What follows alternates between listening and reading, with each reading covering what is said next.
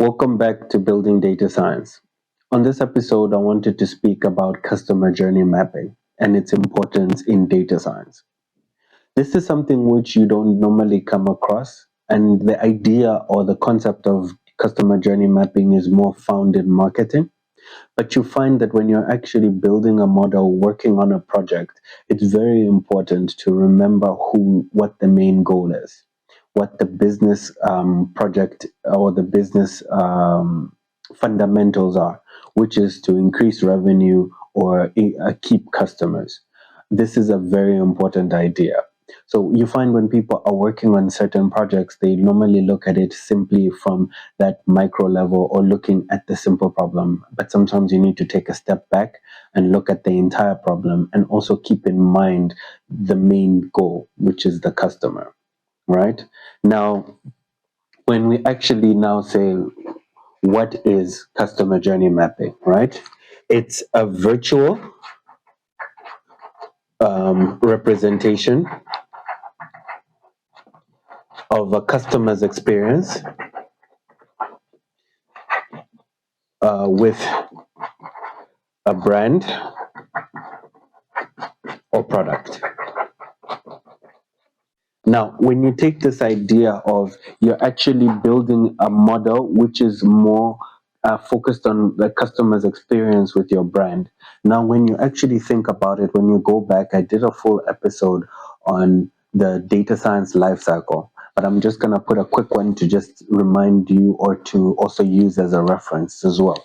When we're talking about a data science lifecycle, or when we're building a project, it's very important that you first have business understanding.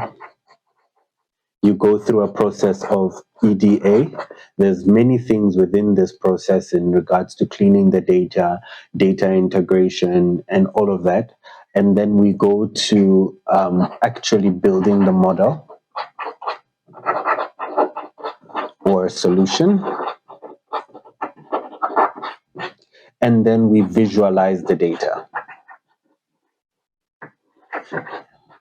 So in this process, you find that some things like stakeholders become so important with the business understanding and also in terms of the business goals, the business requirements, right? As I said, I did an episode on this where I go deeper into how different roles work throughout this process and the value of understanding each section. So I'm not going to go through that. But it's very important to understand this concept in regards to the customer journey mapping, right? Now, when we're actually talking about the customer journey mapping model, what are we actually talking about? This part is very important for people to understand, to say what is the actual map or how does the actual model look like, right? When we're actually building that, we're talking about, let me use a different color. We normally go talking about the different stages of the customer journey map, which is normally awareness. So the client's awareness, the client's consideration. Well, I just like to call this discovery. So how do you grab the customer's attention, right?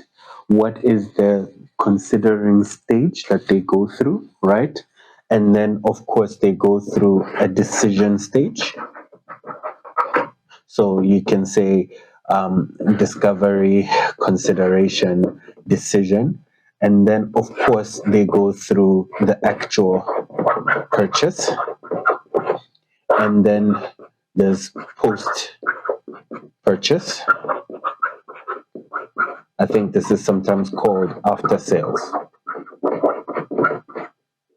So this is the idea of a client going through the entire process in terms of what do they actually do when you're talking about a virtual representation of a customer's experience with a brand or a product. And remember, this is a customer-centric model. So this is a customer-centric model.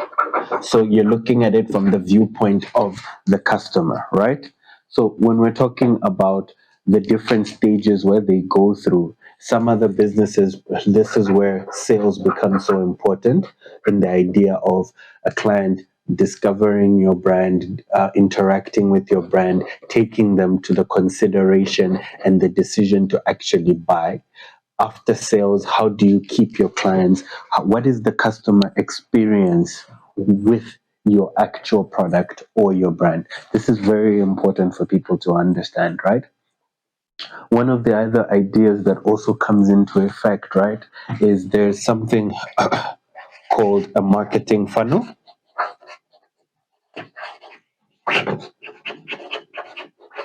Now, remember, the marketing funnel is more of a business centric model.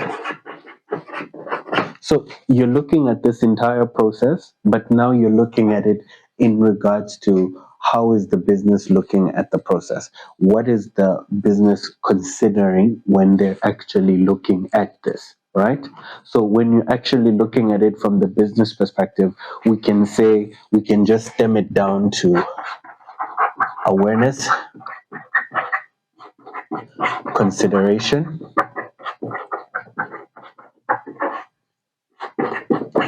conversion,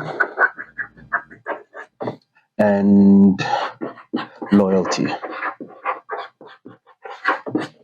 So this is the marketing funnel when we're now talking about it from the business's perspective. Remember, in marketing, there's probably a different ways this both the customer centric, the customer journey map is done, and also the marketing funnel, and they probably go a bit deeper.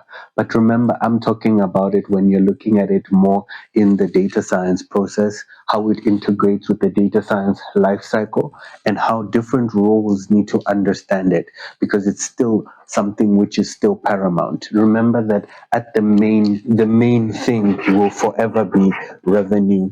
The main thing will forever be customer retention.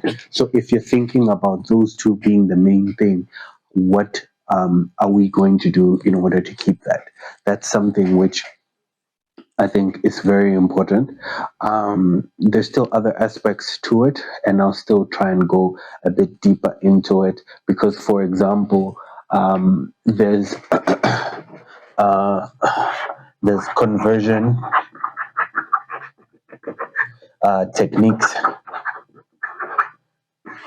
There's customer acquisition. Like I said, you can go much deeper into this, but it's very important for you to understand how both of these models work in terms of a customer centric model versus a business centric model, and how you need to think about this even when you're building and what considerations to give. I'm not going to try to go too much into that. I think this is a good place for me to stop, and I'll see you on the next episode.